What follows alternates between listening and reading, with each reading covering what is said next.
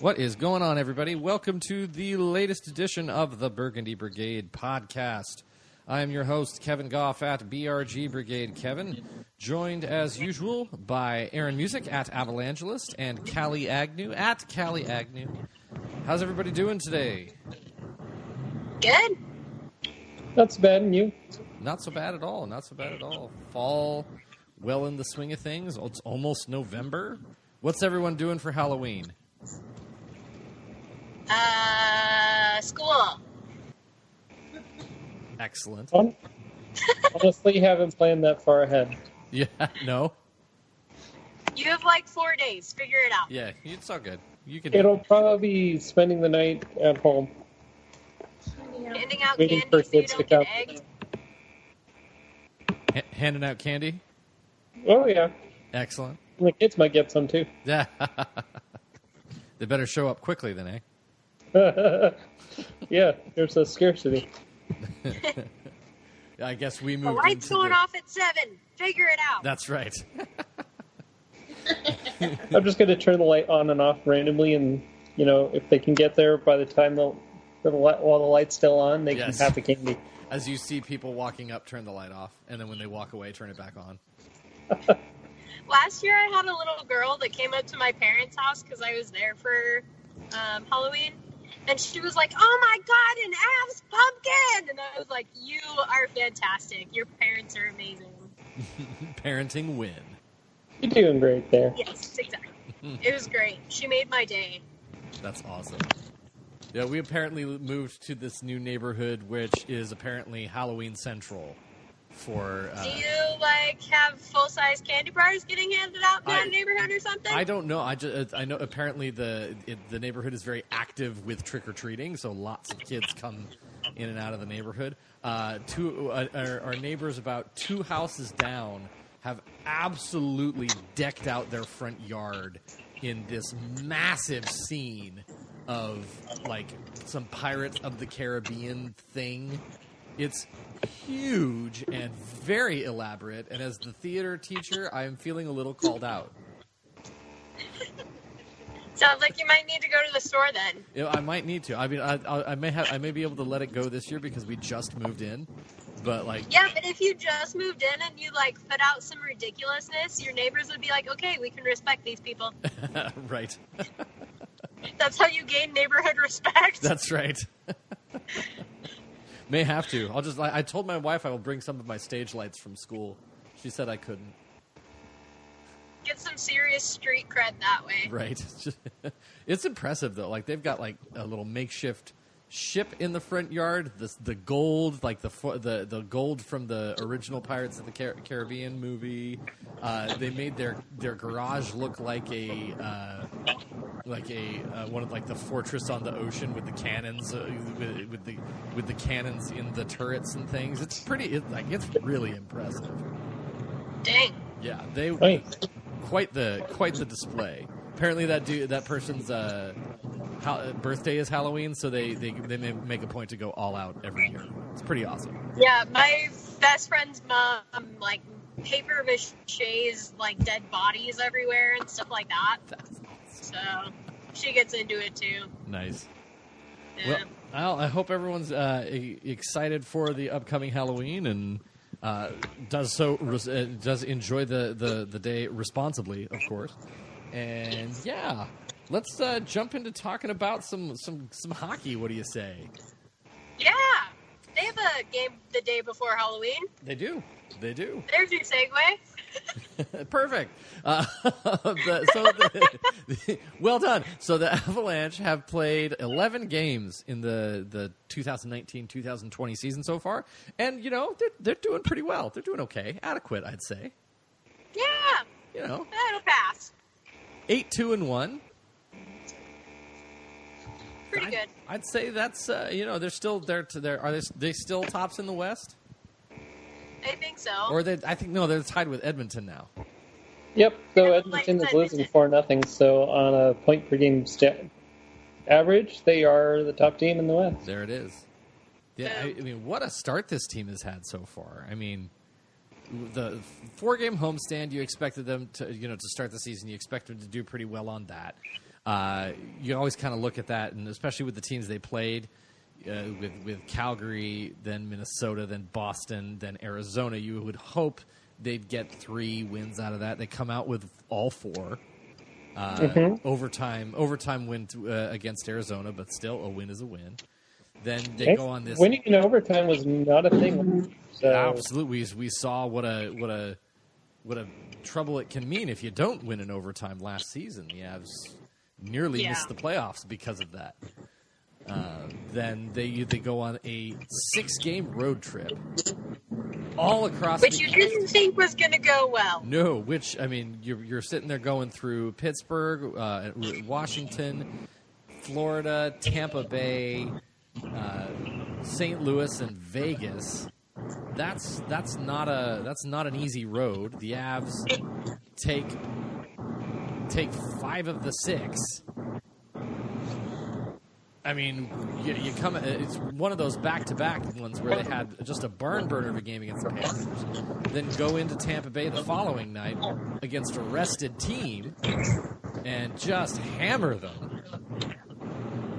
I mean, it's hard to look at this team. Then they, of course, they absolutely smack down Vegas in Vegas, and the only other real down note on this first 11 games is the Avs lost to the Ducks last night. Which again, second half of a back-to-back, you never really know what you get in those particular games. You're playing your backup goalie and lots and lots of stuff.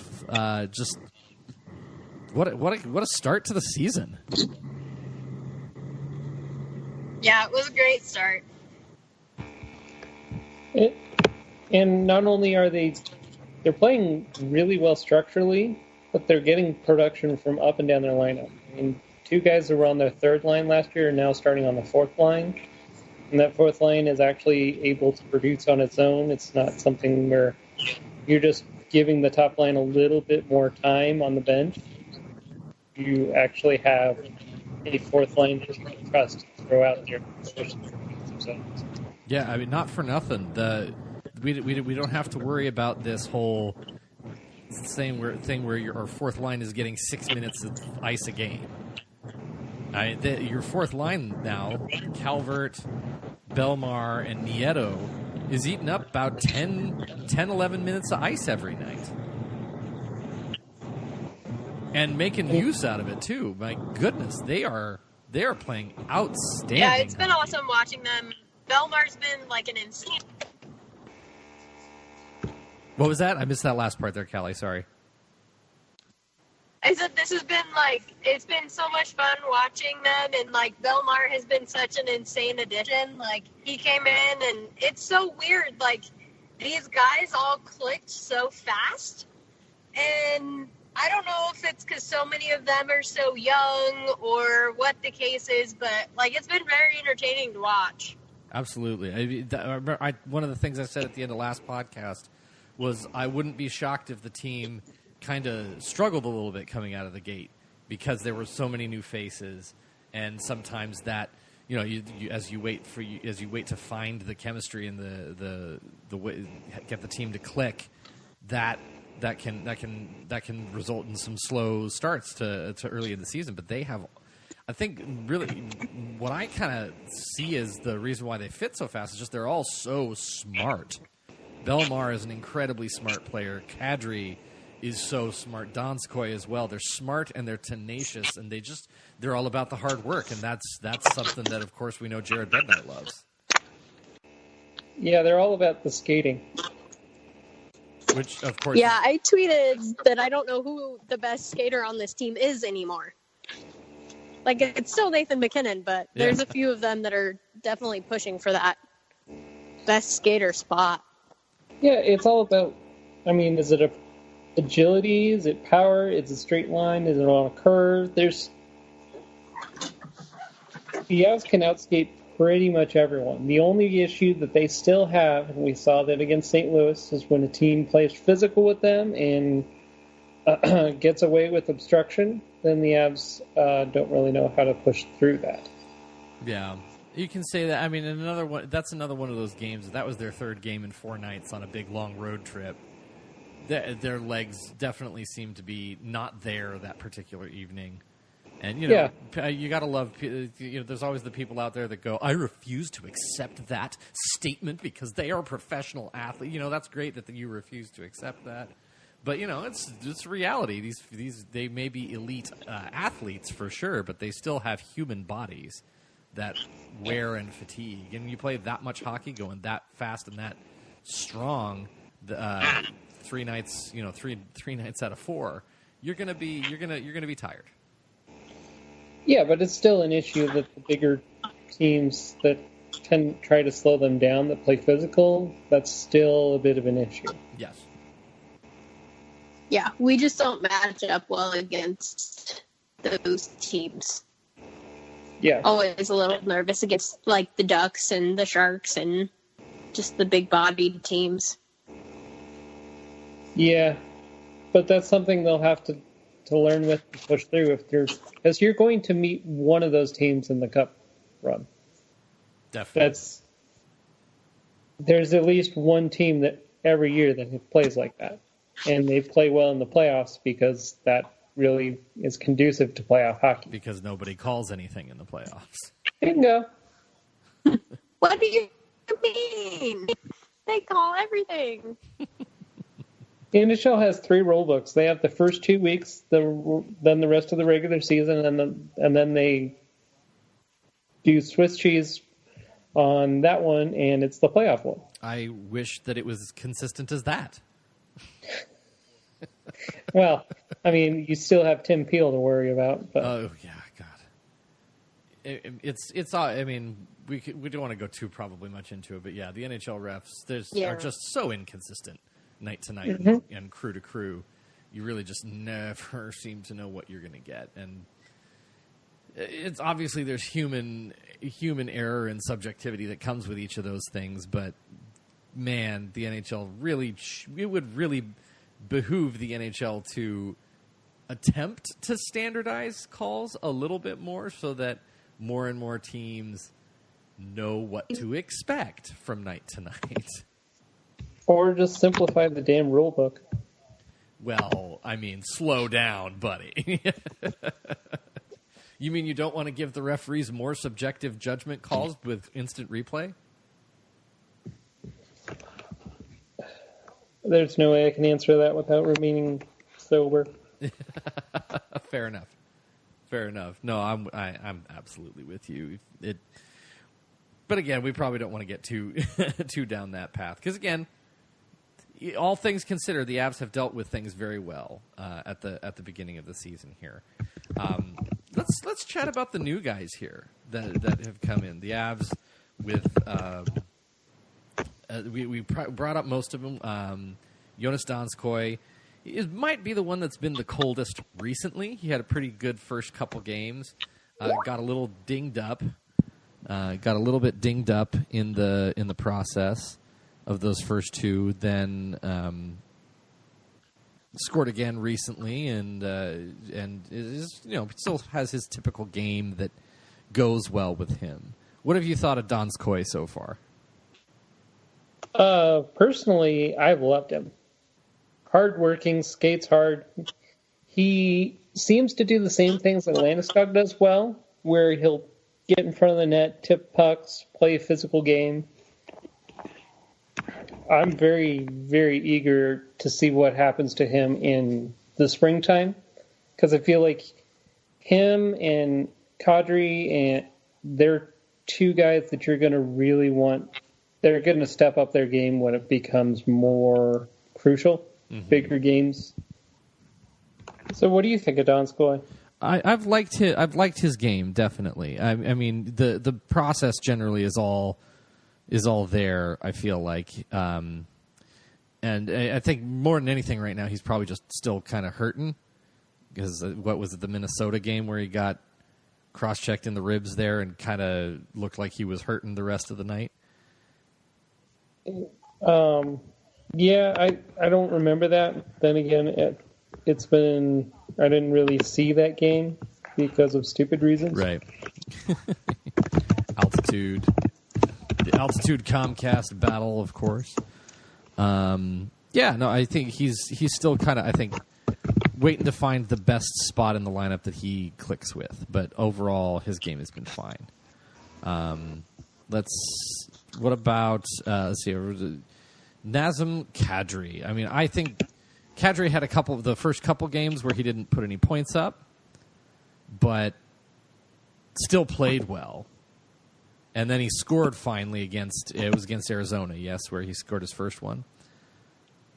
And since then, he's been lights out.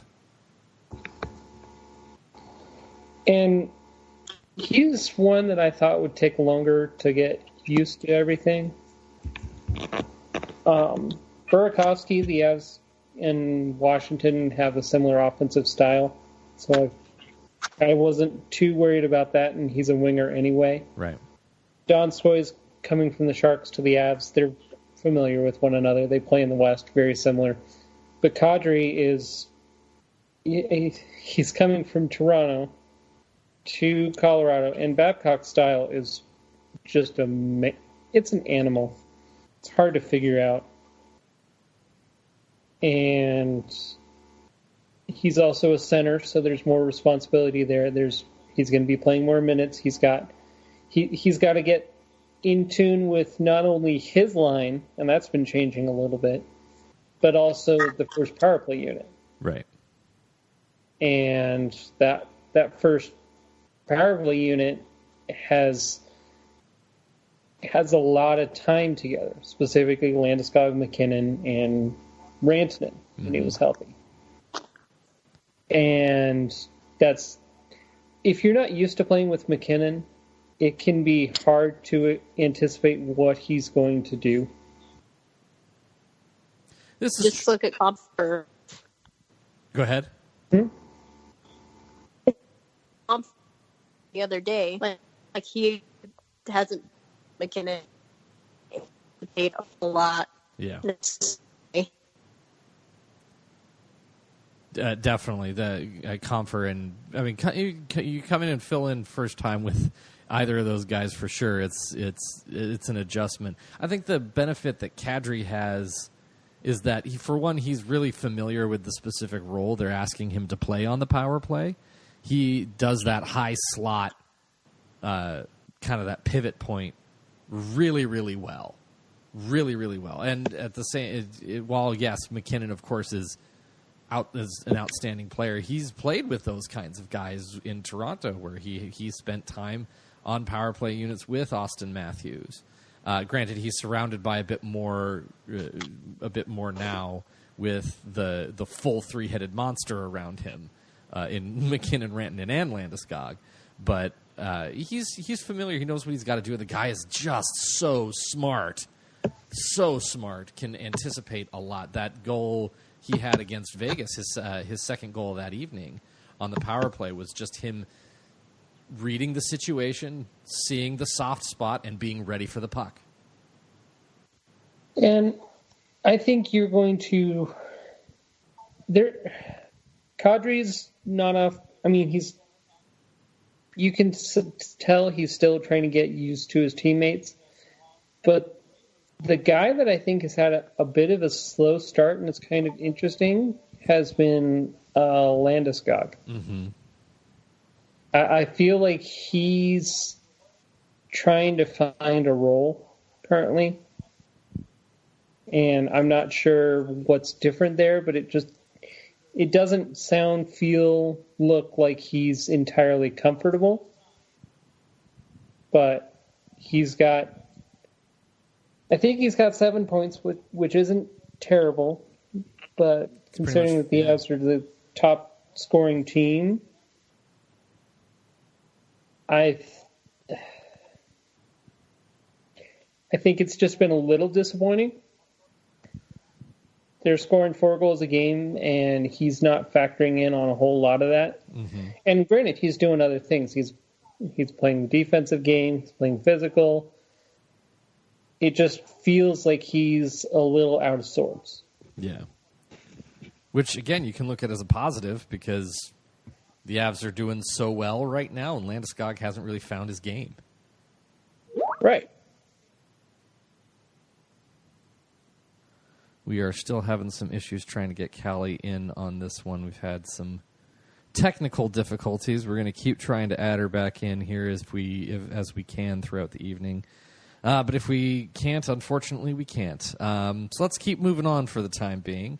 I mean, last word on Kadri. I think basically, all in all, if you're not, I know people kind of look at Kadri coming in and going, man, that guy's such a, there's some strong opinions out there because of some of his history. But if you're looking at the way he has contributed to this team so far and you're not happy with it, then you just don't like Kadri, period. Mm-hmm. And, fine.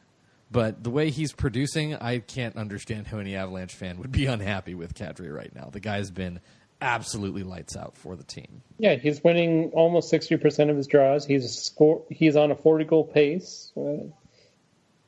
What else do you want? Yeah.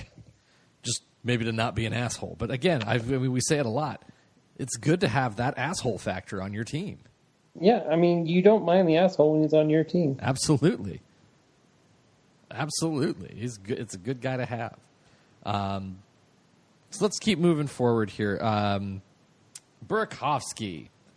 Andre Burakovsky. Again, another one that kind of had a slow-ish start to things, but then has sort of turned it on a bit more as we've gone. Scored some really nice-looking goals. Had some good offense. I think he has the best shot on the team. Oh, his shot is scary good. I mean, his is better than McKinnon's to my eyes, but I think McKinnon doesn't need as much time to get his off. Agreed. But again, man, that goal that he scored against Florida, wow, the first one, Berkey's first one. What a shot. Are you talking about the one that went right over the glove? Yeah. Yeah. I mean, you just don't beat goalies like that high quality, clean like that. Just straight clean, just laser right above it. What a shot. And one guy told me he was watching the Avs. He said, Burakovsky kind of reminds me of Soderberg, just watching him skate out there. I can see that. It's kind of like Soderberg with more skating ability. Mm-hmm. Which is kind of scary to think about. Not as good defensively, but definitely a better skater and a much better shot. Right. Trying to get Callie back in here. Callie, are you back? Yes.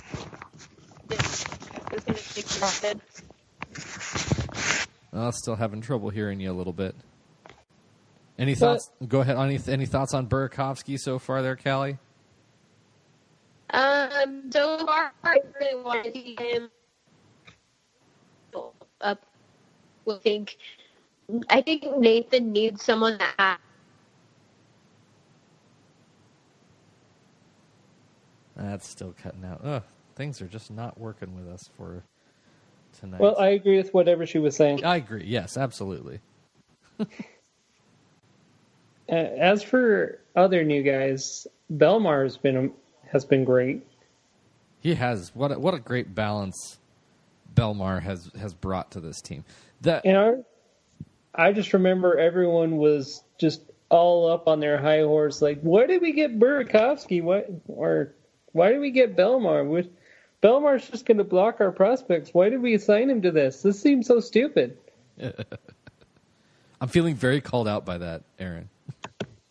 Well, I'm not. Wasn't just you. But yeah, I mean, it's a high energy guy, and you can trust him, and he's actually scoring goals, which is, I mean, he's got a 50% scoring percentage, but that's that you can keep that up, right? That's sustainable. Yeah, 100%. No, I mean, of course. I mean, I think honestly, the initial comments that have value. The whole, you're interested, you're worried about having prospects blocked. in such things. But again, it was, I think, the discussion that we brought to it last podcast was the difference between depth for the sake of depth and quality depth. Right. And while it is still you're spending more money than you would want to on a fourth line center for during free agency, you're doing it for a guy that you really know what you're going to get, and it's a certain quality that you're going to get. And he certainly has not let down in that sense. He was going to be a stabilizing force on that fourth line, a try-hard guy, a disruptive force on a pesky fourth line, improve your penalty kill, and he's done all of those things. Mm-hmm. And it allows the prospect in it blocked is Vladislav Kamenev, and the only issue there is health. Yes. So it allows him. I'm really interested to see when Kamenev gets into a game, because the practice reports seem to be pretty nice. Bednar talks kindly about him, and it sounds like they want to get him into a game, but they want him at center. And the Avs are just so stacked up at center. They got so many centers. Even if you move Comfort to wing, which it seems like that's one. Jost at center and Comfort at wing seems like it works better. It does. That still gives you 4 really good centers. Jost has had. I got so excited with the Jost hat trick because he's fought so hard for all that he's been through. And it was nice to see him get rewarded with a hat trick. Absolutely. I mean, it was a tough kind of a first couple games again that was kind of tough for Jost. They were trying to get him in that top 6 there. They were trying to get him in that top 6 there and give him an opportunity on the wing, because obviously Kadri is the guy there for 2C. For the next 2 years. Yeah, 3 years anyways. 3 years, yeah. Yeah, and he obviously wasn't going to supplant him, so the only way to get him in a center spot was to put him down at the 3C, and then with Comfort's injury, we got the opportunity to do that. And he's like a different player. He's a completely different player, and it's great. It's been fantastic to see. Now, obviously, you would hope that a guy that you took 10th overall would be a little bit higher there, higher end, but at the end of the day here, you're getting him into a spot where he's finding success, and that's the most important thing that you can do for your players is get them. It's a third line center with scoring upside. You'd really wish the only thing you wish for is that he would win some more faceoffs. Yeah, but everything else with that package, he's an incredible. He plays really well on defense too. Mm-hmm. Covers a nice area. He sometimes gets dragged down a little bit too far into the slot, leaving the high slot open. But overall, I'm very pleased with it. Yeah. It seems that he's found his spot, which is good. That's one thing we've been waiting for big time from Jost. And if he can continue it and it can have himself... He's on pace, I think, for a 40-point season at this point. So if he gets that spot, if he manages to hit that on your third line, you're happy.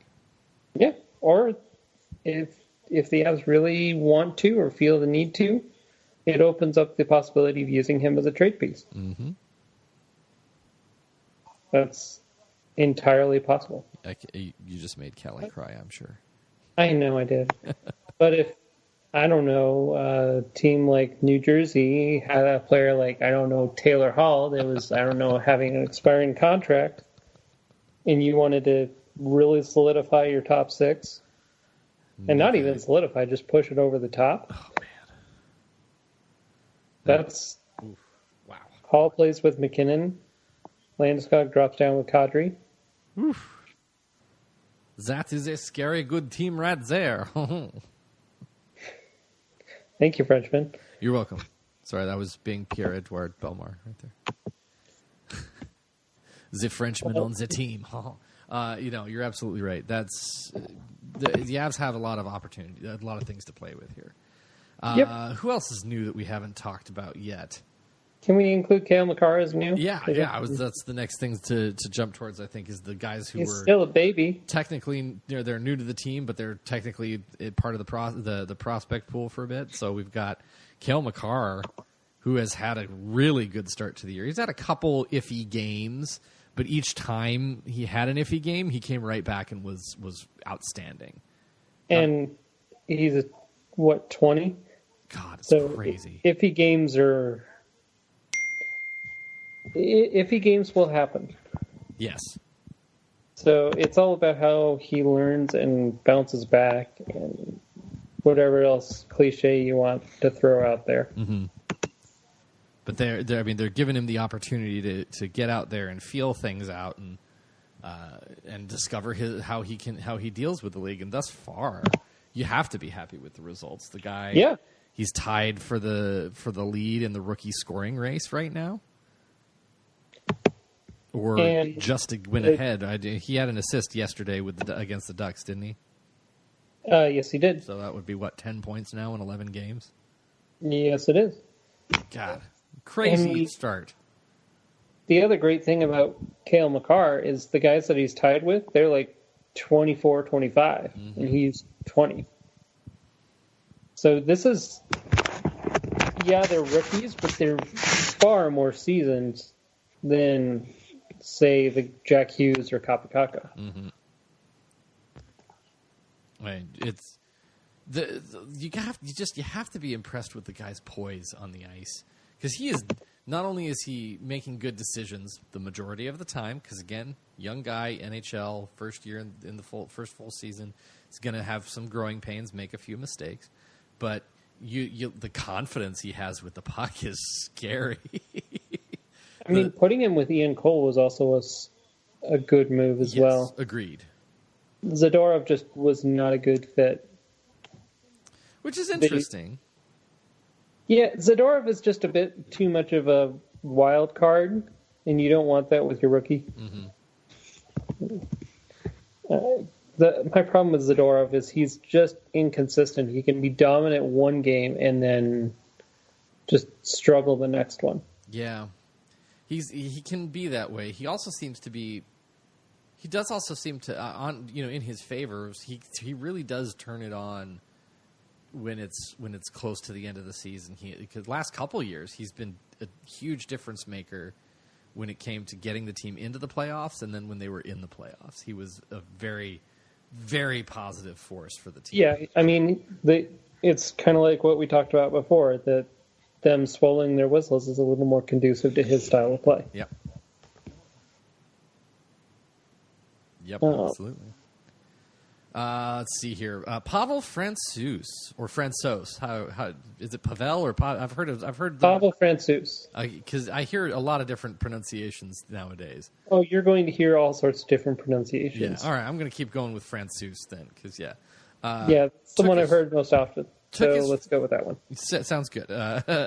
Took his first loss last night against the Ducks, but his first two games got his first NHL wins versus some good teams. We got his first one against Tampa Bay. Mm-hmm. And stopped 44 shots, I think, in that one. Yeah. It gives you the confidence to actually throw him out there against anyone. Yeah. He played a very strong game against Tampa Bay. Now, I think the Avs did a decent job defensively where they didn't force him to be brilliant, but Tampa Bay's still a hell of a team. Yeah. And man, the 44 saves in a big win in their building, that's going to give you confidence in your in your goalie right there. And the team is better built so that they don't have to be heroic. Mm-hmm. They can just play to their skill.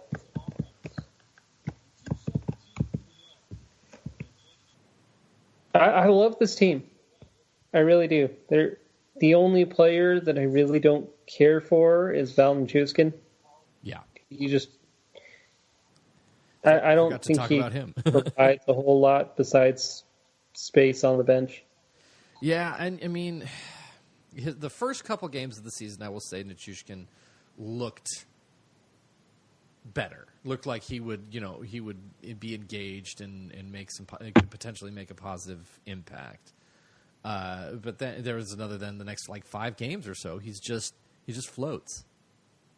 He just floats. He loses puck battles everywhere. He reaches. He doesn't engage. The guy. It's maddening because he is enormous. And if he just engaged in the game and used his size, he could knock fools off pucks just by breathing on them right. Right. It's the Wojtek Wolski effect. Yeah, it's the Wojtek Wolski, the Ryan Stoa, right? The whole big guy who doesn't realize he's a big guy. Mm-hmm. And this is exactly I think. I mean, people have had thoughts about the Belmar signing. This is the one that I think left everyone scratching their heads. Yeah. And say what you want about it. We don't necessarily have to retread on it or relitigate it or whatever you want to say. But it's just I don't know. The Avs seem to love their project player to try to make fit. They like their lost puppy. Yeah, and it wasn't the thing that was necessary for the team this year. And I don't know. I don't know. I feel you there. He's got a couple of assists, but no goals again. And so we're going now into almost 90 some odd games since he's scored a goal. I mean, I think it's been a year and a half. Uh-huh. He didn't score any goals last season. All last season. I think if they have someone who is doing well, specifically like a winger in the American Hockey League, I would not be opposed to them just calling that person up and finding where they fit. Yep. And seeing if they would. I mean, Logan O'Connor, I know he's kind of a favorite son. I'm just ready for Rantanen to get back. Yes. Whenever that happens. It sounds like it's more ankle than knee injuries, so that's good. It sounds like it's just going to be, I would estimate probably about Thanksgiving you'll start to see him get back on the ice. Yeah, talk about another just scary looking thing. Totally innocent looking play, toe picks and his ankle. Blah. So it was really good that he didn't have any weight on that ankle when he was putting it down. Mm-hmm. So it just caught and twisted. Yep. Instead of tearing. Because that could have been one of those. I mean, terrifying. If he's putting his weight down on his foot, that's a season ending. Yeah, that's a fully broken ankle right there. Or Achilles, or anything else that any of the other tendons that go along with that, or you have knee injuries that go along with it. Yeah. So yeah, exactly. So I mean, people were saying they saw him recently walking around, has some sort of thing on his ankle for support, obviously. But someone posted a picture, said saw him walking at some event, talking with somebody, walking without a limp, but still had obviously the thing on his ankle. So the Avs have been very good about being cautious with players' health and not forcing them to come back too soon. And again, the team has been showing immense depth. So it doesn't seem like the Avs are in a situation where they have to rush him back. But again, you look at the first few games that Rantanen had to get the year going. Holy cow! If we can the sooner we can get him back in the lineup, I mean, oh my God, the better. Because wow, he's been worth every penny of that big new contract. If I was to rank top 10 plays of the early season, his goal the other night where he went end-to-end, went through a stick check, and just roofed a backhander. That was in Tampa, center. Yes. Was that the one? I'm pretty sure that was in Tampa. That's about as impressive a goal as I've seen. Yeah. Because it took power, it took finesse with the stick, and then it took timing. And I think there's probably 3 players in the NHL who could do what he did. Yeah. That entire play. I don't think Nathan MacKinnon could do what he did. So, and yeah, it's going to suck not having him, but at least they can withstand the loss because they are deeper. This happened last year and they survived, but you get the sense that if it had happened last year, their depth would have been severely compromised. Oh, yes. Absolutely. And you're basically asking Nathan MacKinnon to carry his weight. Yeah. Plus Rantanen's. And this year, you're just asking MacKinnon to keep doing what he's doing and everyone else step up. Mm-hmm. Which so far they've done. I mean, the depth on this team is impressive. Impressive. It really impressive. is. I mean, they're 4 lines deep. Absolutely 4 lines deep. Help. And they basically played one game where they've been firing on all cylinders. And they absolutely plastered Vegas by doing so. But They played 2 games. I mean, Tampa Bay was pretty well they firing. did very. I mean, they played a solid game, but even so, they were outshot like they were. And there's some score effects that go into that one a little bit, but they were outshot 12-6 in the first period in that game. Then they scored a shitload of goals in the second period, and then it was just from there on. But I mean, from top to bottom. Honestly, I think your goaltender performing as well as he is, that's included in firing on all cylinders. Yeah, for sure. But at the same time, so was shot suppression, which didn't happen versus Tampa. But Tampa is a really good team, and they're going to get their shots. Of course it is. Vegas is a very good team that usually gets their shots, and the Avs sat on them and didn't let them get up. They were the bully in the playground that sat on the kid and took his hands and smacked him and kept saying, "Stop hitting yourself! Stop hitting yourself!" Why do you have to attack my elementary school performance? I'm sorry, my bad.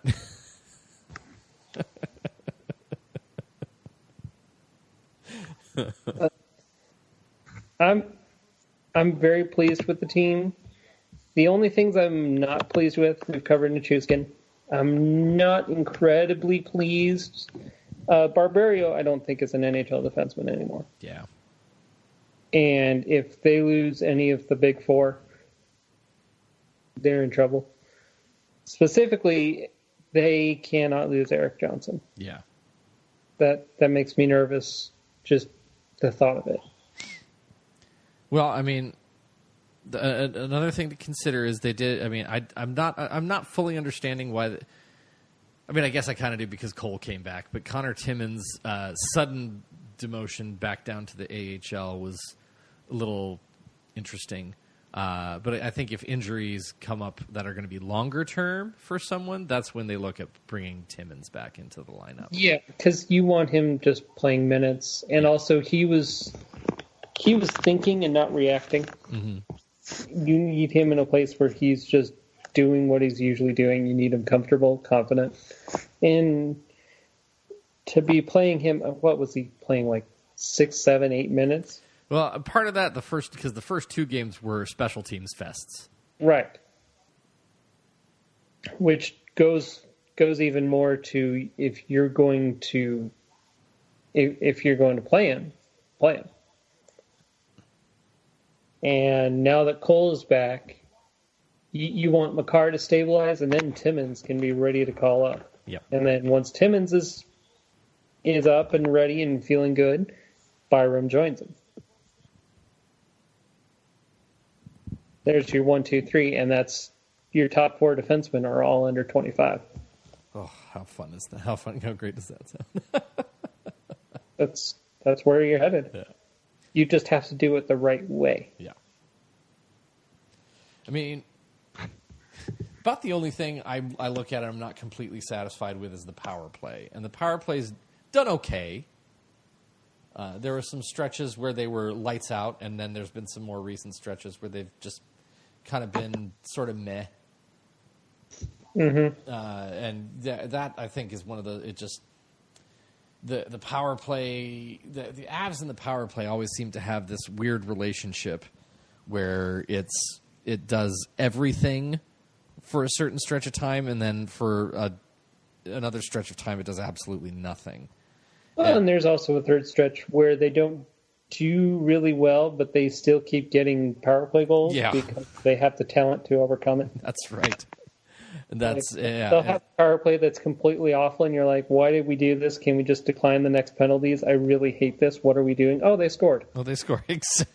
Oh, wait, that's just Nathan McKinnon just doing his thing. Oh, Cale Makar just went around everyone and his own players, the defense, the beer vendors. He went around everyone and he just scored. Yeah, exactly. Those just those weird ones because you describe it exactly perfectly. The whole, oh, what's happening? God, this is the worst possible. Oh, goal. Yeah, yeah. And it always happens to kind of like you said there, too, is where someone just takes it on a rush and then just decides, you know what, to hell with this. I'm just going to do it. And then they go and score. And but the system itself seems to not work. And you see, I think, the systemic troubles that have with it because I know a lot of people were, especially during the preseason when it was prospects and AHL folks in there going where there was a lot of discussion about how we saw this a lot with the Eagles last year, where the Eagles were just absolutely couldn't do anything on the power play because they don't have the high end talent that the Avalanche has, and obviously the AHL affiliate is not going to have the high end talent that the NHL affiliate is going to have. I don't know. Maybe Joe Sakic will make some trades and change that. Yeah, well, maybe. It's possible. I still want them to do like the full power scheme where they trade for another team's first round pick, the team that actually isn't playoff quality, and then trade for Taylor Hall and win the draft lottery. The Taylor Hall draft lottery draft lottery strategy. Brilliant. I mean, come on. If you're going to get crazy, let's get nuts. I mean, the guy's had insane luck with the. Yeah, I mean, what is it? 4, 5 times? Stupid. It's absolutely crazy what his. Yes, no, you're absolutely right. I'm on board. Let's do that. Let's do that. Give that a go. Let's get weird. So let's see here. So the Avs. God, whoa, this is weird. The Avs have 4 straight weeks. No, 3 straight weeks. I'm sorry. 3 straight weeks where they play a Friday, Saturday back-to-back. Yeah. Eat a dick, schedulers. That's... God, why are schedules so stupid?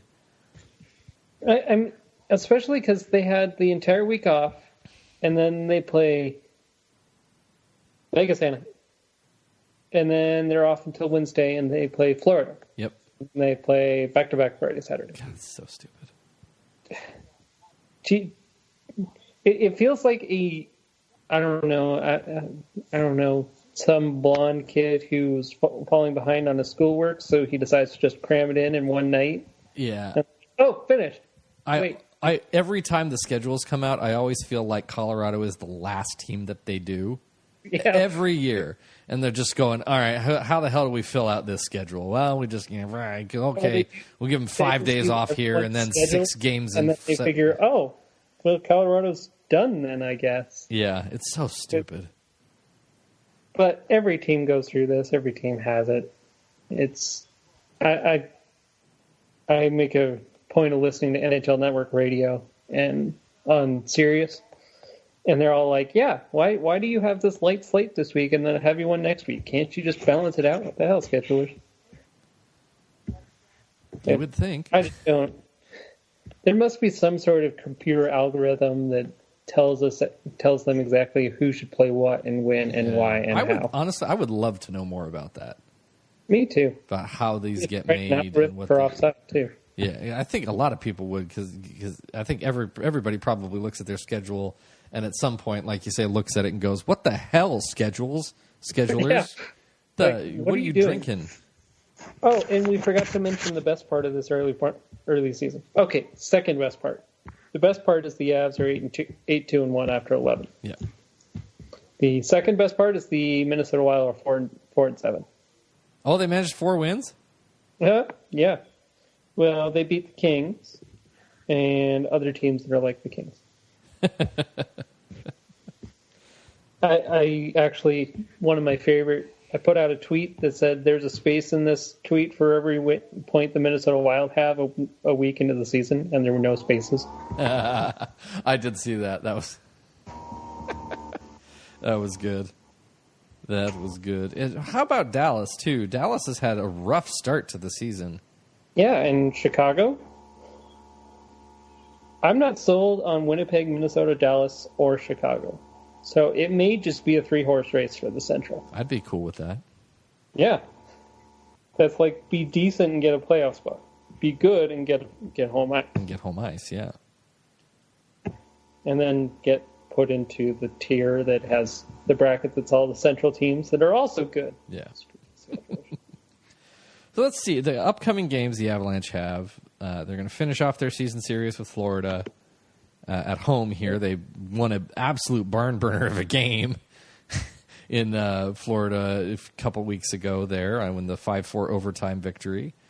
Burakovsky was the big dude that night. Then they've got Dallas, Arizona back-to-back, so there is travel, but it's just down for the home versus Dallas out at Arizona. That's not a bad trip. No, but Arizona's really good this year.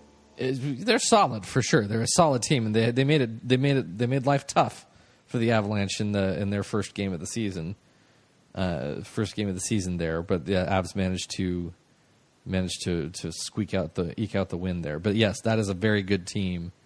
That is a good team in Arizona for sure. Then they go back. Then they go from Arizona to Dallas. Then come back home for Nashville and Columbus. That's their next stretch of a couple weeks here. Obviously this isn't this isn't quite the murderer's row that road trip was, but I mean Florida's a darn good team. Dallas is better than they have been playing. You can't go into Dallas and be like, they're only 4-8. We can take a breath on that one. That team is still loaded with talent. You have to take every team in the NHL serious. Absolutely, you do. If Tampa Bay didn't take the Ottawa Senators serious, and they got bounced out of their own building by Ottawa. And that's the level of talent in the NHL is such that you cannot assume a victory ever. Absolutely. I think anytime you assume a victory, you're probably going to lose. Agreed. Or if you win, it's going to be ugly. Yeah, and you'll take the ugly wins for sure, but... you'll take the ugly wins, but you'd rather not have... I think Bednar would rather you not use them. I agree. He would like to sit down and go, well, why are you doing this? Yeah. Idiots. Well, then after Columbus, the Avs go on... This is you. Right here. You. But after Columbus, the Avs go on another 5-game roadie. Almost all of it in the division. It's the Canadian road trip that starts in Winnipeg, then goes to Edmonton, Vancouver, Calgary, and then they end that road trip in Minnesota. Otherwise known as the Canadian that the Canadian doesn't want. Yeah. Minnesota's basically Canada. But Canada is like, no, we don't really want Minnesota. You can have them. And U.S. is like, do we have to? They're like, yep. No givesies, backsies. No givesies, backsies? Nope. No. So, the Avs are playing a hefty chunk of road games here early on in the season. Mm-hmm. They've done 6 already. They'll have 1, 2, 3, 4, 5, 6, 7, 8 more done by November. That's what? That's just about half. 14 out of 41. That's over a third of their road games. Pretty much that are just done. Yeah, maybe not a third. I can't math. Am I mathing wrong? Probably, but I'm not going to correct 14 out of 41, whatever that reduces to. But it's so we're going to be waiting a while for me to calculate that. So let's just not. Fair enough. That's that's a good chunk already, because you always look at those, and while you're going through it, I was right, over a third. While you're going through those, you are really not happy with the schedulers. But then you have the other side of that is once you finish it, you go, oh, I'm going to get a nice long stretch of home games here pretty soon. Yep. At some point, and if you're taking care of business at home, then you are going to be a happy camper. And that's honestly just looking at the schedule. March, there's a lot of the solid blocks, February through March, where you're looking at your home games. towards the end of the year, where again you can build up a lot of points, a lot of good momentum, and either work your way in or improve your playoff positioning. And their last 4 games of the season are at home. Yep. So we haven't been overly excited about this. We've been very positive, of course, but I don't feel like we've been overly hyped just yet. So, because nothing's been done yet. This is the difference between a team you're trying to get into the playoffs and a team that the playoffs is just the first step for this team now. I mean, it'll be a tremendous disappointment if they don't make the playoffs.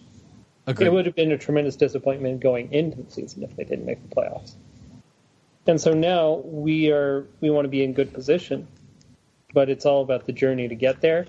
And then probably about January and February, we'll start to ramp that up. And we'll be thinking, who are we matching up against? What do we need to do?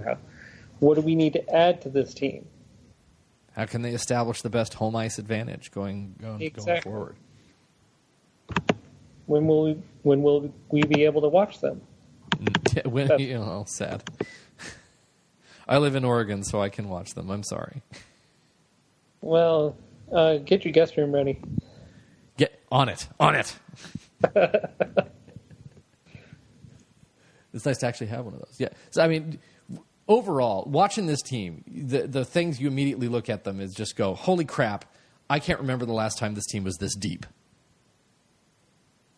And I mean, and legitimately so. Like we've said that about teams in the past, but then in the couple by the end of the season, we're like, oh my god, this is nowhere near as deep as we were hoping they would be. Oh my god, I can't believe this is the roster. They're so deep. 3 weeks in, why the hell are we playing this guy? Don't we have a better option? Yeah, exactly. But now again, your fourth line is scoring lights out, playing lights out. I mean, everyone has been contributing. I mean, Nathan MacKinnon is like what? He's got what? An 11-game point streak going at the start of the season here? Mm-hmm. And hasn't really looked that great. Yeah, he hasn't. He's had maybe 1 game where he took over, but that's 15 points in 11 games, and we're all going, eh. Yeah. I mean, we're all just still kind of waiting for him. This 90-point pace is just not good enough for me. You need to step it up there. Whatever, it's all good. Again, the new guys have come in, have done everything we've hoped from them. And especially Kadri. I feel like Kadri has been the top addition so far this year. Not to say that any of them have been bad, because I mean, other than Nichushkin, who is just kind of we didn't really have any expectations for. Really, each of the new players has contributed in a positive fashion. And it's just, I've heard it a lot. Do you think I kind of think the Avs may have the best fourth line in the game.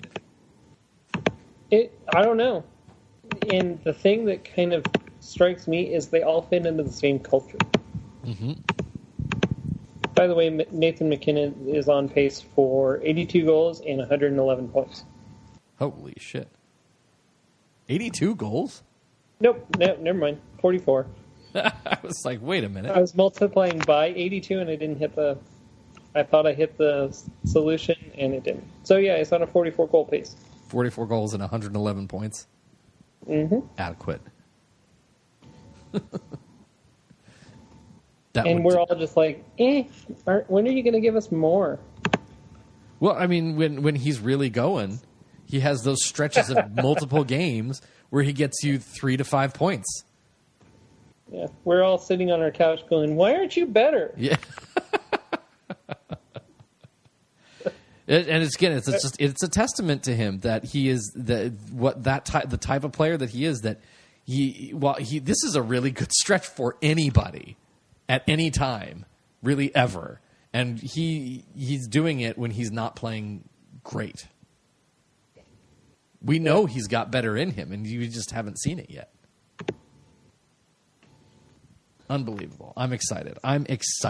Like watching the Vegas game, watching the Avalanche out Vegas. Right. Not only that, they're using their own medicine against them. Yeah. Belmar scores once? Yeah. Scores the first goal. Yeah. They just, I mean, the team. When you look at it and you go, that's the team. That's where you know that's the stuff the team is going to be looking at coming back towards every single time throughout the rest of the year. That when they're playing their best, that's what they're going to look like. That when they get to the playoffs, that's what they're going to look like. And you look at that and you just sit there and go, man, this team has a legitimate shot to win the Stanley Cup this year. Yep. They have as good a shot as any in the West. Yeah. I think it'll come first month, just observation. I think it'll come down to them and Nashville. I have a hard time seeing Edmonton continue on their path. I just can't see McDavid and Draisaitl carrying a below average roster that far. Yeah. The Sharks are a mess. They could put it together like they usually do, but they're a mess.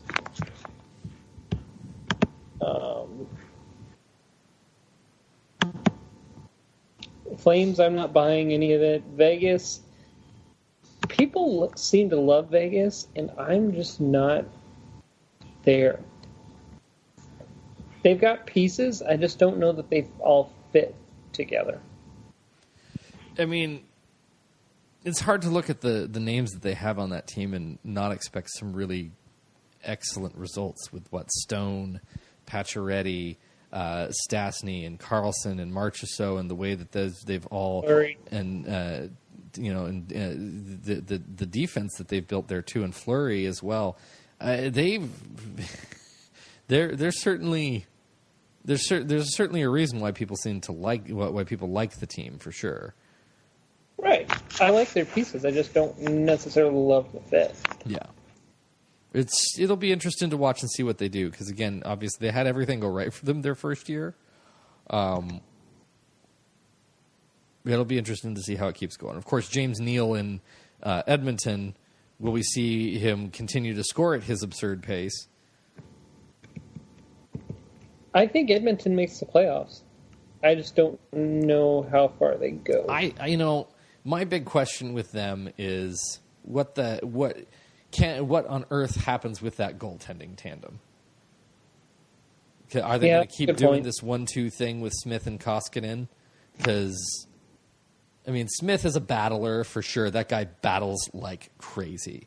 And then Koskinen, but with Smith still, you also go through long stretches where he can't stop a thing.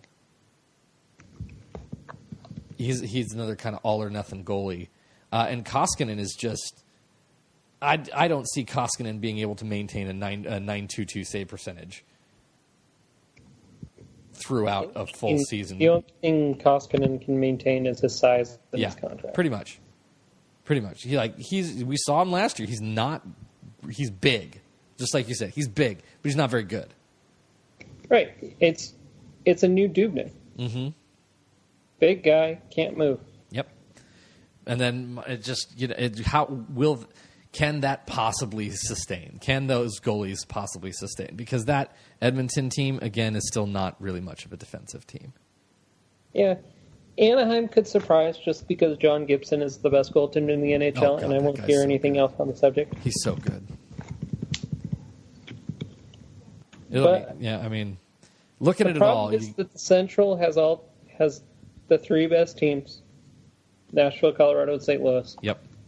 And one of those three is coming out because of the playoff format. Yep. And when they do, they're going to be beat up a little bit. Mm-hmm. I'm not saying it's impossible. I'm just saying it sucks. Yeah, agreed. So you just got to hope that the Avalanche end up being the top seed and avoiding that. Yeah. Well, they currently would be matched up against Arizona. That would be fun. Man. Arizona would be a problem for the Avs. Yes, they would. I mean, they'd be a problem, but the Avs are just deeper.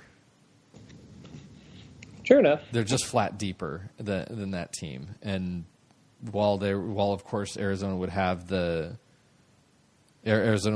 like, as far as the top end talent has a couple up there, but the Avs are just They're just throughout the lineup. They're just flat better. Except for defensively, Arizona has a better system. That's fair. That's fair. Right on. But I think now's probably a pretty good time to wind this up. It's too bad we lost Callie throughout this, and fortunately the